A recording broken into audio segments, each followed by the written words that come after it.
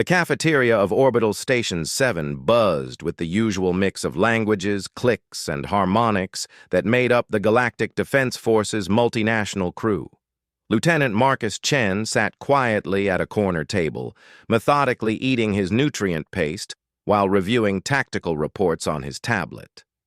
The Green Beret sat folded neatly beside his tray, its fabric worn but immaculately maintained.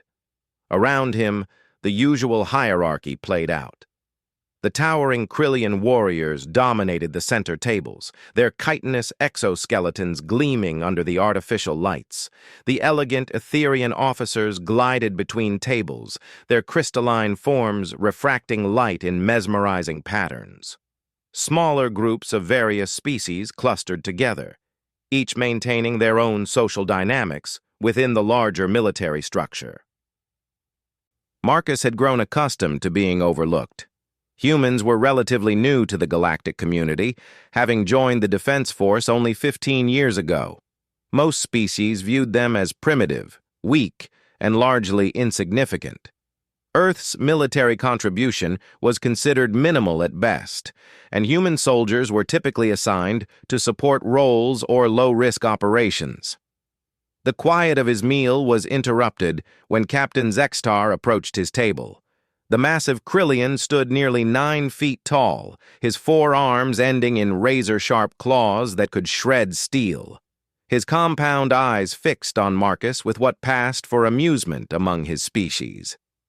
"Well, well," Zextar's voice boomed through his translation device. "If it isn't our little human soldier.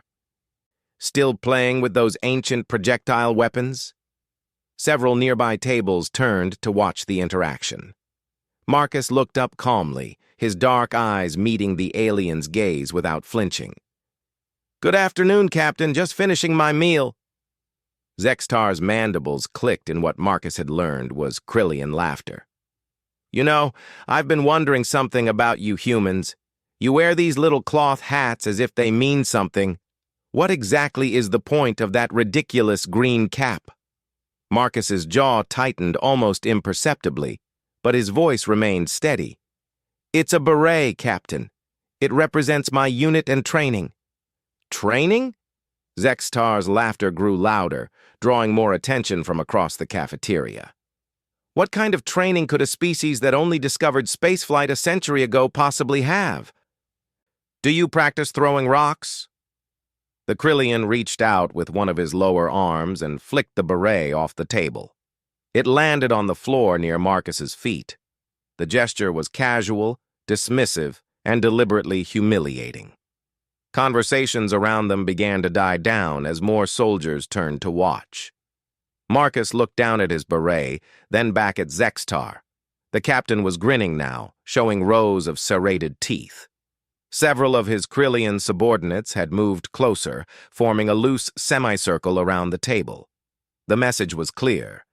This was entertainment. "Pick it up," Zextar commanded, his tone shifting from mocking to authoritative. "And while you're down there, maybe you can explain to everyone why humans think they belong in a real military." The cafeteria had grown noticeably quieter. Even species that typically minded their own business were watching now. Marcus could feel the weight of dozens of eyes upon him. He slowly reached down and retrieved his beret, brushing off a few specks of dust before placing it back on the table. "The beret," Marcus said quietly, his voice carrying clearly in the sudden silence, "represents something your species might not understand, Captain." Zextar's eyes narrowed. "Oh? Enlighten us, little human." Marcus stood slowly, his movements deliberate and controlled. At 6 feet tall, he was dwarfed by the Krillian, but something in his posture made several nearby soldiers shift uncomfortably. "It represents the completion of training that has a failure rate of over 60%. It represents the ability to operate behind enemy lines for months without support. It represents expertise in over 24 forms of combat, from hand-to-hand to orbital bombardment coordination." He picked up the beret and held it in his hands, his fingers tracing the worn fabric. But most importantly, Marcus continued, his voice growing quieter and somehow more menacing, it represents the fact that when someone threatens my unit, my mission, or my people, I don't just fight back. I eliminate the threat completely. Zextar's mandibles clicked rapidly, a sign of agitation. Are you threatening a superior officer, human? No, sir, Marcus replied, placing the beret back on his head with practiced precision. I'm simply explaining what this little cloth hat means. The tension in the cafeteria was palpable now. Several security drones had automatically moved closer, their sensors detecting the elevated stress levels of those involved. Zextar's 4 arms twitched slightly, his natural combat instincts responding to what his brain was interpreting as a challenge. You think you're intimidating, don't you? The Krillian captain snarled. Let me remind you of something, human. I've killed more enemies in single combat than your entire pathetic planet has probably produced soldiers. Your species is barely worthy of cleaning my claws. Marcus nodded thoughtfully. You're probably right about your combat record, Captain. Krillians are known throughout the galaxy as formidable warriors. Your species has been fighting wars for thousands of years. Zextar seemed slightly mollified by this acknowledgement. But, Marcus continued, his tone remaining conversational, your species fights wars. Humans end them. The distinction hung in the air like a challenge. Zextar's compound eyes dilated as his anger spiked. Without warning, he lashed out with one of his primary arms, attempting to backhand Marcus across the face. The strike never connected. Marcus had moved before the Krillian's arm was halfway through its arc, stepping inside the reach of the blow and driving his elbow into a nerve cluster just below Zextar's secondary shoulder joint. The massive alien's arm went immediately numb, hanging uselessly at his side. Before anyone could fully process what had happened, Marcus had already stepped back to his original position, his hands clasped calmly behind his back. To most observers, it looked as if the Krillian had simply missed his target. Zextar stared at his paralyzed arm in confusion and growing fury. What did you— I would recommend medical attention for that arm, Captain, Marcus interrupted politely. Nerve compression injuries can become permanent if left untreated. The feeling should return in approximately 4 hours. The cafeteria erupted in confused murmurs. No one had clearly seen what Marcus had done, but the result was obvious. A human soldier had somehow disabled one of the most feared warriors on the station in less than a second. Zextar's remaining 3 arms trembled with rage. You dare! Captain Zextar! The voice cut through the growing chaos like a blade. Commander Velthar, the station's Etherian commanding officer, glided toward them with the fluid grace of her species. Her crystalline form pulsed with authority, and everyone in the vicinity immediately came to attention. Commander, Zextar began, his translation device crackling with his agitation. This human attacked me unprovoked. I saw no attack, Velthar replied coolly, her multifaceted eyes shifting between the 2 soldiers. I saw you attempt to strike a subordinate officer and somehow injure yourself in the process. Perhaps you should report to medical and then to my office to explain why you were assaulting junior personnel. Zextar's mandibles worked furiously, but he was trapped by military protocol and the commander's interpretation of events. After a long moment, he turned and stalked out of the cafeteria, cradling his disabled arm. Commander Velthar turned her attention to Marcus, who had remained at attention throughout the exchange. Lieutenant Chen, I trust there won't be any further incidents? No, ma'am. I was simply explaining military traditions to Captain Zextar. Indeed. Her crystalline features shifted in what might have been amusement. Carry on, Lieutenant. As the commander glided away and conversation slowly resumed around the cafeteria, Marcus quietly finished cleaning up his table. Several soldiers from various species watched him with new interest, their previous dismissive attitudes replaced by cautious respect. The human had done something that no one had thought possible. He had faced down a Krillian warrior and emerged victorious without even appearing to fight.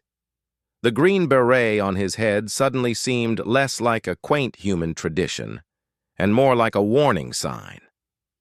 Marcus shouldered his pack and walked toward the exit, unaware that his actions had just fundamentally changed how the galaxy viewed humanity's military capabilities.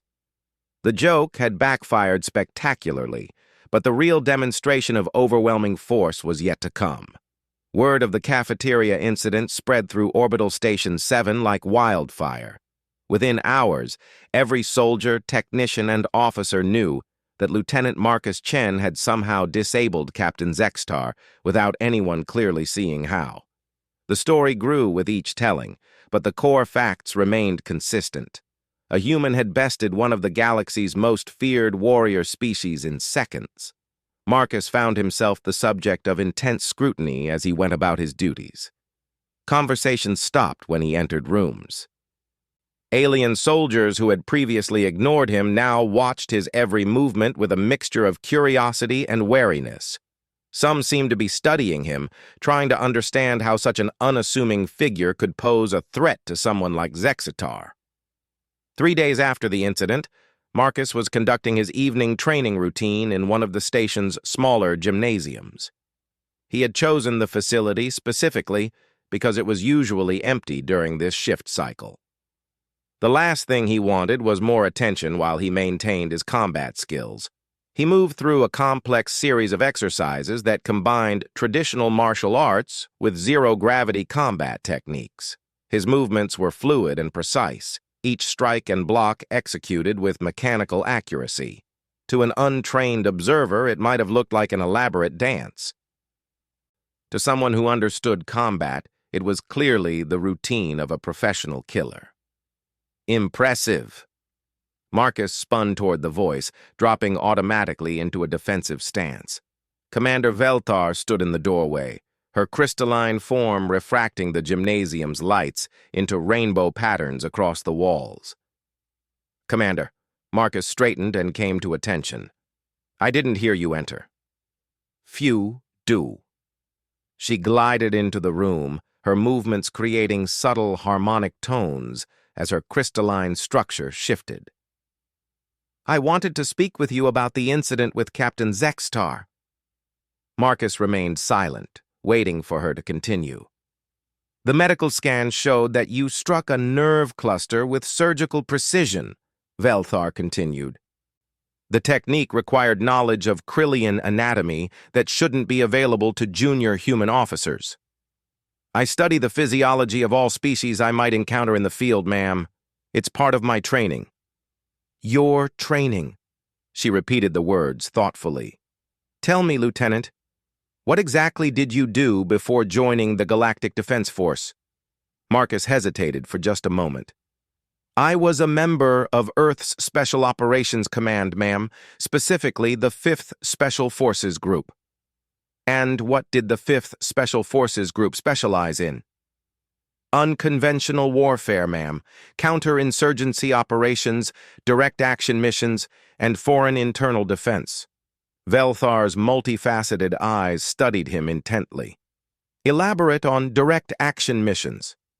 Marcus met her gaze steadily. Elimination of high-value targets behind enemy lines, ma'am.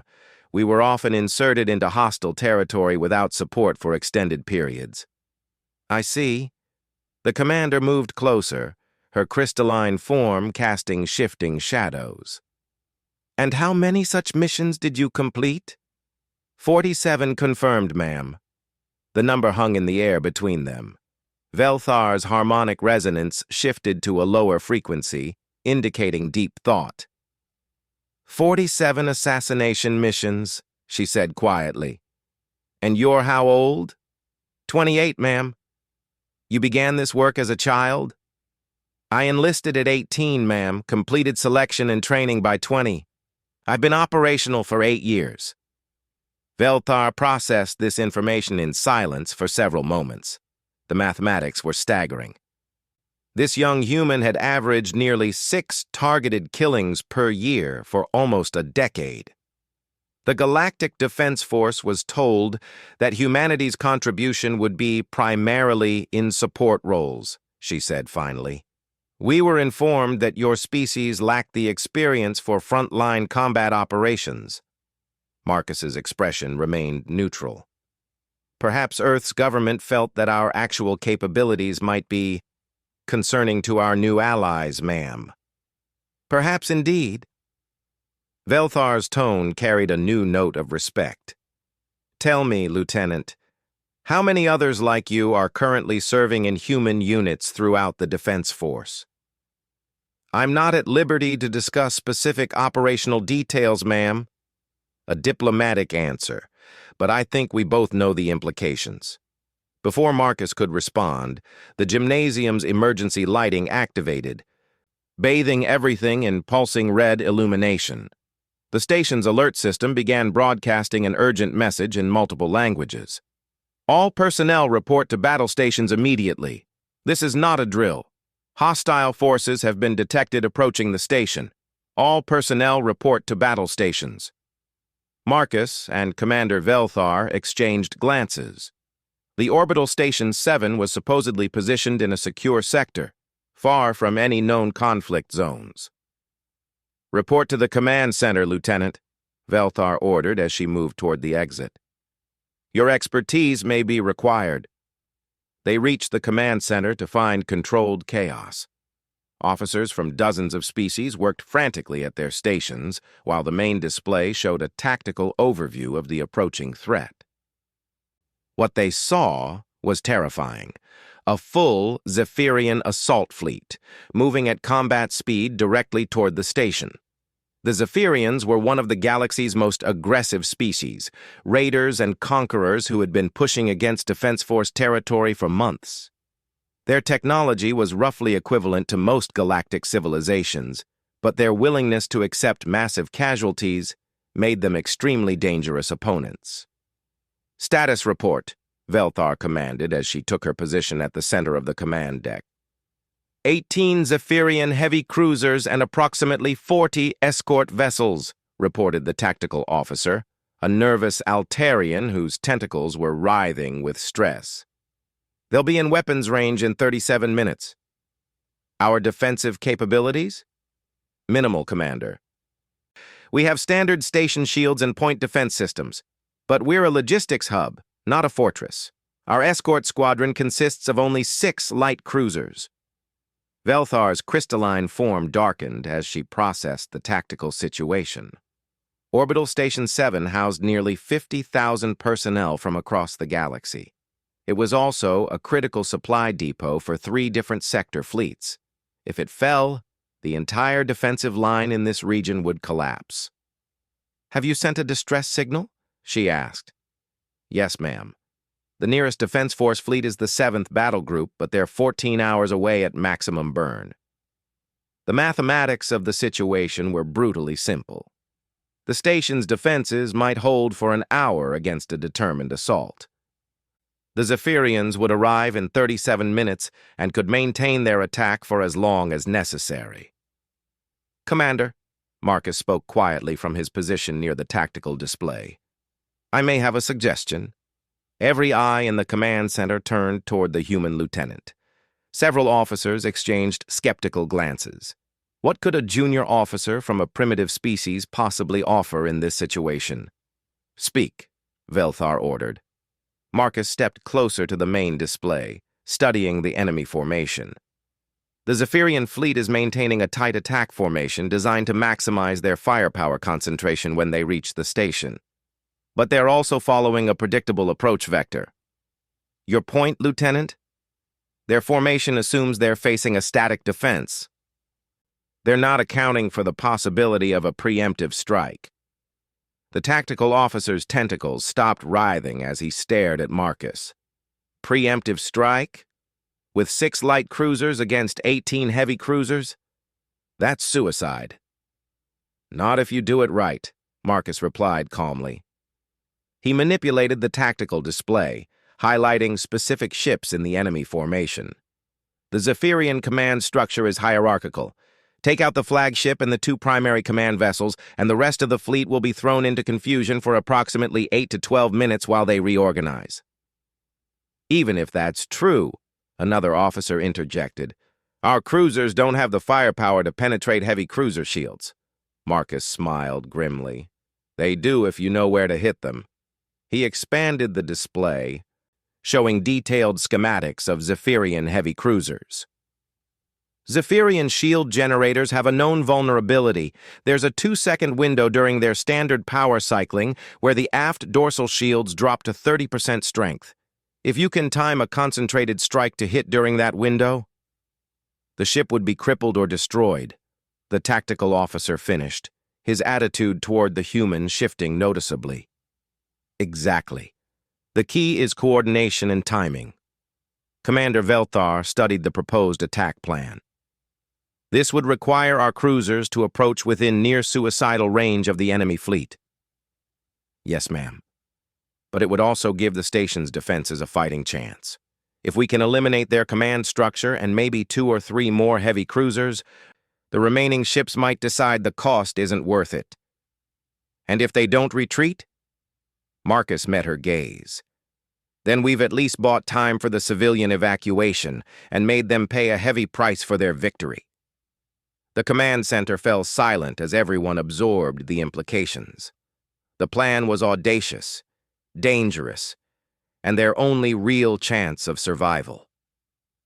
Lieutenant, Velthar said finally, I'm placing you in tactical command of this operation. Coordinate with our squadron leader and prepare for immediate launch. Several alien officers looked stunned at the decision, but none protested. The human's reputation had preceded him. Understood, ma'am, Marcus replied. I'll need a direct link to all squadron leaders and real-time tactical data on the enemy formation. As the command staff rushed to implement his orders, Marcus felt a familiar calm settle over him. This was what he had trained for his entire adult life. The moment when everything hung in the balance and only perfect execution would save lives. The joke that Captain Zextar had started was about to become a demonstration of why humanity had earned its place among the stars. But the real show of force was still to come. The command center hummed with controlled tension as Marcus coordinated the desperate defense of Orbital Station 7. Through his headset, he could hear the voices of 6 squadron leaders from different species, each commanding one of the light cruisers that represented the station's only mobile defense. Squadron leaders, this is tactical control, Marcus spoke clearly into his microphone. You should now have the updated targeting data on your displays. I need confirmation that everyone understands the attack sequence. This is Squadron Leader Thane aboard the Altarian Vessel Seeker, came the first response. Human, your plan requires us to approach to within 2,000 kilometers of enemy heavy cruisers. That's point-blank range. Confirmed, Squadron Leader. The attack will only work at close range. And you're certain about these shield vulnerabilities? Asked Squadron Leader Keth, whose Vorthan crew was known for their cautious nature. I've studied Zephyrian technology extensively, Marcus replied. The vulnerability window is real, but the timing has to be perfect. You'll have exactly 2 seconds to deliver maximum firepower to the target coordinates. On the main tactical display, the enemy fleet continued its relentless approach. 23 minutes until they reached weapons range of the station. Squadron leaders, Marcus continued, I need each of you to acknowledge that you understand this is likely a one-way mission. The attack vectors I'm giving you will put you deep inside enemy formation. Extraction will be difficult. There was a moment of silence before the responses came back, one by one. Understood. Tactical control. Seeker ready for attack run. Storm Dancer acknowledges. We're with you, human. Void Striker ready to engage. Crystal's Edge standing by. Night Hunter prepared for attack. Starfire ready for final run. Marcus felt a weight settle on his shoulders. 6 crews, representing hundreds of beings from across the galaxy, were about to risk their lives based on his tactical analysis. If he was wrong about the shield vulnerabilities or the timing, they would all die for nothing. Control! Commander Velthar's voice came through his earpiece. Enemy fleet will be in range in 22 minutes. Are you ready to initiate? Marcus looked at the tactical display one more time, running through the calculations in his mind. The Zephyrian formation was exactly as predicted. Their flagship, a massive dreadnought called Death's Embrace, led the formation with 2 heavy command cruisers flanking it. These 3 ships controlled the coordination of the entire attack fleet. Affirmative, Commander. Beginning attack sequence now. He switched to the squadron frequency. All ships, this is tactical control. Execute attack pattern alpha in 3, 2, 1, mark. The 6 light cruisers shot away from the station like arrows released from a bow. They moved in a carefully choreographed formation, approaching the enemy fleet from multiple angles to divide their defensive fire. On the tactical display, Marcus watched as tiny blue dots representing their ships raced toward the massive red icons of the Zephyrian fleet. Enemy has detected our approach, reported Squadron Leader Thane. They're adjusting formation to engage. Maintain course, Marcus ordered. Do not deviate from the attack vectors. The success of this mission depends on precise positioning. The Zephyrian fleet began to spread out, their heavy cruisers turning to bring their main weapons to bear on the approaching defenders. Streams of energy fire lit up the darkness of space as the aliens opened fire at long range. Taking fire, reported Squadron Leader Keth. Shields at 80%. Storm Dancer hit, came another voice. Minor damage to port stabilizers. Marcus watched the tactical display with the cold calculation that had been drilled into him during years of special operations training. The losses were acceptable so far. The cruisers were still on course and maintaining formation. 15 seconds to optimal attack position, he announced. All ships prepare to fire on my mark. Remember, you have a 2-second window for maximum effectiveness. The Defense Force cruisers plunged deeper into the enemy formation, taking increasingly heavy fire as they closed range. Their shields flared and sparked under the massive energy bombardment from the Zephyrian heavy cruisers. Crystal's Edge taking severe damage, reported Squadron Leader Veltar. Shields down to 40%. Hold formation, Marcus ordered. 10 seconds to attack position. On the tactical display, he could see the enemy shield cycling beginning. The Zephyrian ships maintained their standard power distribution, rotating shield frequencies to prevent concentrated attacks from building up energy in any one defensive grid. 5 seconds, Marcus announced. All ships target your designated coordinates. Fire on my mark. He watched the shield rotation indicators, timing the exact moment when the aft dorsal generators would be at minimum power. Mark! Fire! Fire! Fire! 6 light cruisers opened fire simultaneously, their combined firepower focused on precise points on 3 Zephyrian capital ships. The timing was perfect. The enemy shields were at their weakest point exactly as the concentrated energy streams struck home. The flagship Death's Embrace shuddered as multiple hits penetrated its rear shields and tore into its engine compartment. Secondary explosions rippled along its hull as power conduits overloaded and ammunition storage areas cooked off. One of the command cruisers, struck by 2 cruisers firing in perfect coordination, suffered a catastrophic shield collapse. The subsequent hits penetrated directly to its command center, turning the bridge into an expanding ball of superheated gas. The second command cruiser managed to weather the initial assault, but suffered severe damage to its communications array and primary weapons systems. Direct hits on all primary targets, reported Squadron Leader Thane, his voice tight with amazement. Enemy flagship is dead in space. 1 command cruiser destroyed, the other severely damaged. The effect on the Zephyrian fleet was immediate and dramatic. Without clear command authority, the individual ship captains began making their own tactical decisions. Some moved to assist the damaged flagship. Others continued toward the station. Several vessels actually began firing on each other in the confusion, mistaking friendly ships for additional defenders in the chaos. "This is incredible," Commander Velthar's voice came through Marcus's earpiece. "Their entire formation is collapsing."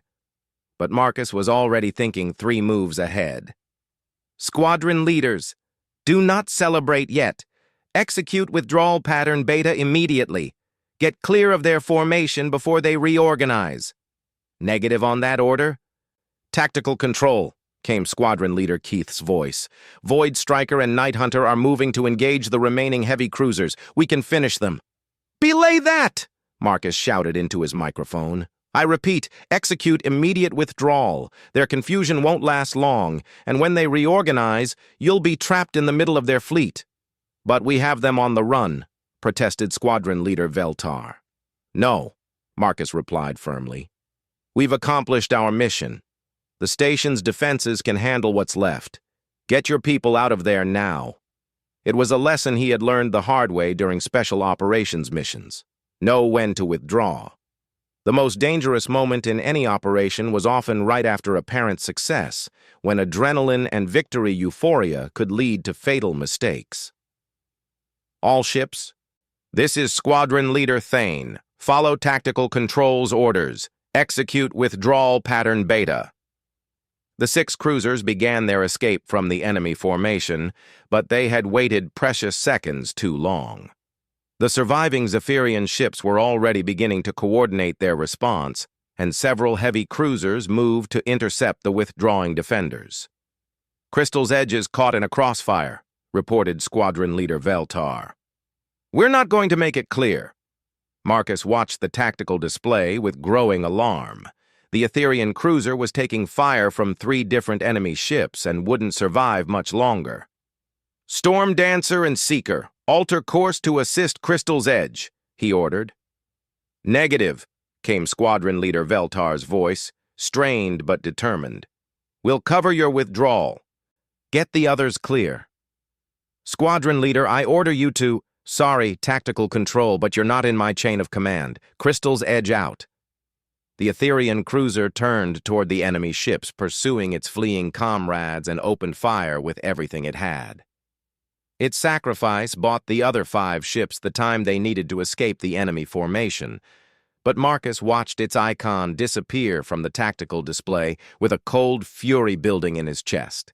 The surviving cruisers made it back to the station's defensive perimeter just as the remaining Zephyrian ships finally reorganized themselves. But the attack had achieved its purpose. Of the original 18 heavy cruisers, 4 were destroyed and 6 others were damaged. More importantly, their command structure had been shattered. "Commander," the tactical officer reported, "the enemy fleet is withdrawing. They're breaking off their attack." A cheer went up from the command center, but Marcus felt no satisfaction. They had won, but the cost had been higher than he had calculated. Squadron Leader Veltar and her crew of 63 beings were dead because he had failed to anticipate how long the withdrawal would take. "Lieutenant Chen," Commander Veltar approached him as the celebration continued around them. "That was brilliant tactical thinking. You saved the station and 50,000 lives." Marcus removed his headset and looked at her with tired eyes.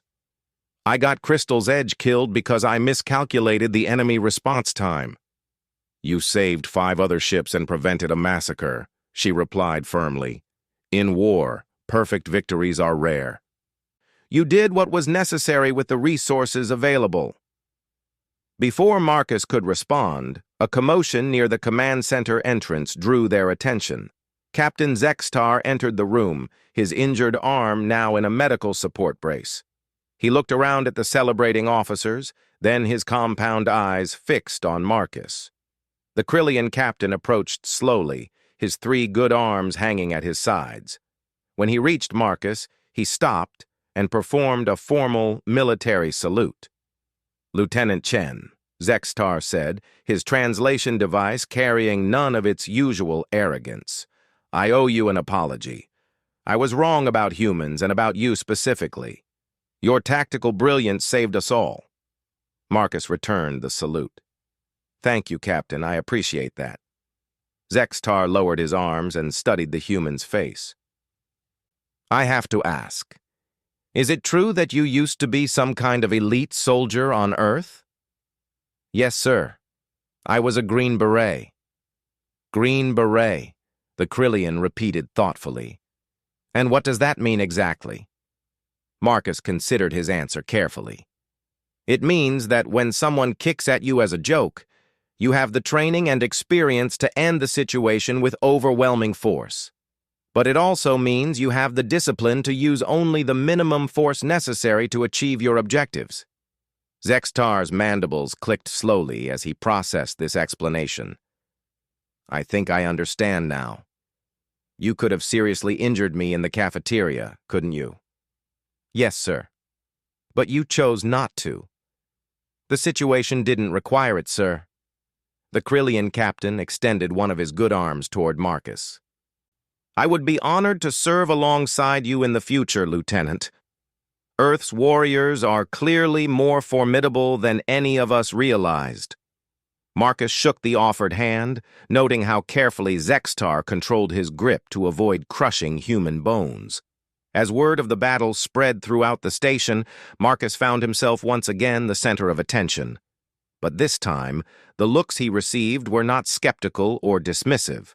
They were respectful, grateful, and perhaps slightly awed. The Green Beret that had started as the target of a joke had become a symbol of something else entirely. Proof that humanity's contribution to galactic civilization went far beyond what anyone had imagined. The quiet human with his worn fabric hat had demonstrated what his species was truly capable of when pushed to the edge. And across the galaxy, in military briefings and tactical assessments, alien commanders began asking new questions about Earth's other support personnel and what kind of overwhelming force they might be capable of bringing to bear when the situation demanded it. The prank was over. The lesson had been delivered with precisely the amount of force required to make the point without unnecessary destruction. But now everyone understood that there was much more force available if the circumstances called for it. That knowledge would change everything.